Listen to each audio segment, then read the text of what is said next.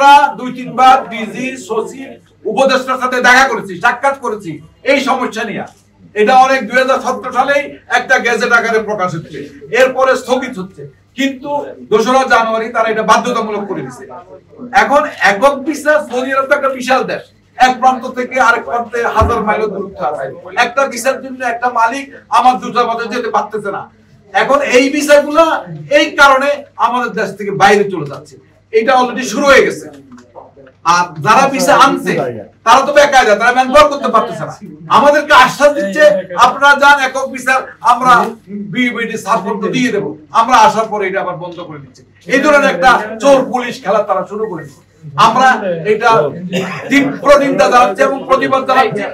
এই একক ভিসাগুলো যদি আমরা চালু করতে না পারি তাহলে জনশক্তি রপ্তানি কমে যাবে, রেমিটেন্স কমে যাবে, বেকারত্ব বেড়ে যাবে। এটা বারবার তাদেরকে বোঝানো হয়েছে।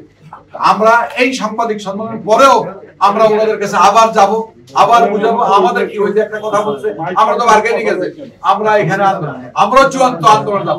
এক পর্যায়ে হয়তো জনশক্তি রপ্তানি বন্ধ হয়ে যাবে। আচ্ছা, আমাকে মালয়েশিয়ার ব্যাপারে শুনে একটা কথা আপনাদেরকে বলি, যেহেতু we are involved in actively in Malaysia, syndicate visible in Malaysia, তারা 2017 সালে যারা সিন্ডিকেট করছে সেই 10 জন, 2022 সালে যে 100 জনের সিন্ডিকেট করছে সেই সিন্ডিকেট চক্র এখনো সক্রিয়। আমিন, নুরুল আমিন স্বপন এবং আপনার দাতুশ্রী আমিন এবং নুরুল আলী সাহেবের নেতৃত্বে তারা এখনো সক্রিয়। আপনি বলি, আপনারা জানেন 2023 সালের মার্চ মাস থেকে মালয়েশিয়ার নতুন অনুমোদন বন্ধ করে দিয়েছে। 2024 সালের 31 মে পর্যন্ত সব লোক চলে যাওয়ার কথা ছিল। 2024 সালের 31 মে পর্যন্ত আমার প্রায় 50,000 শ্রমিক যেতে পারে নাই।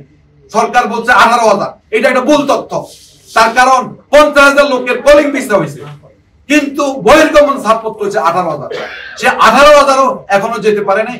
এটার পিছনেও কিন্তু সিন্ডিকেট তাদের কলকাঠি নাড়তেছে যাতে করে ওই 18,000 যেতে না পারে। এবারে দেখেন, আপনারা জানেন ইদানিং বেশ কিছু অনুমোদন মালয়েশিয়ান সরকার দিচ্ছে। কি দিচ্ছে? প্লান্টেশনের শ্রমিক দিবে। সিন্ডিকেট আলারা সেখানে এটাকে বাধা দিচ্ছে, আমাদের মেডিকেলে বাধা দিচ্ছে, কলিং ভিসা বাধা দিচ্ছে। আমরা সাকসেস হতে পারি নাই। আমরা মন্ত্রণালয় এটা জানাইছি। তারপরে নতুন বাজারও খুলতেছে। ইদানিং গত ডিসেম্বরের 27 তারিখে জয়েন্ট ওয়ার্কিং কমিটির মিটিং হয়ে এটা সমাধান হওয়ার কথা ছিল, কিন্তু জয়েন্ট ওয়ার্কিং কমিটির মিটিং বিলম্বিত হচ্ছে। এখানে আমাদের দাবিটা কি সরকারের কাছে? সরকার, আমরা বিশ্বাস করি এই সরকার প্রবাসী শ্রমিকদের বান্ধব সরকার।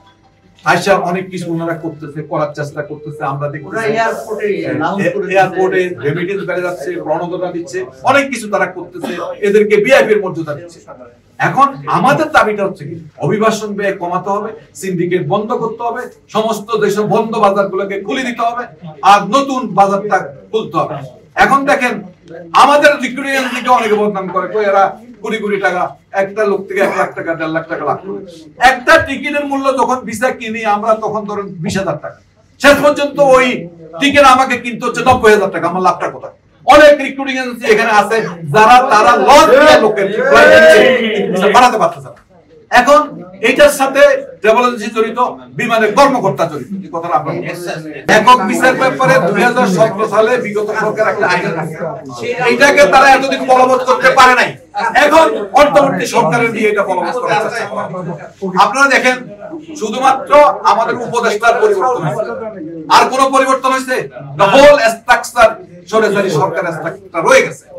এখন এই স্ট্রাকচার দিয়া পুরানো কাঠামো যদি আমি ভেঙে নতুন কাঠামো গড়ে তুলতে না পারি, আমি কোনোদিন সফলতা পাবো না এখানে।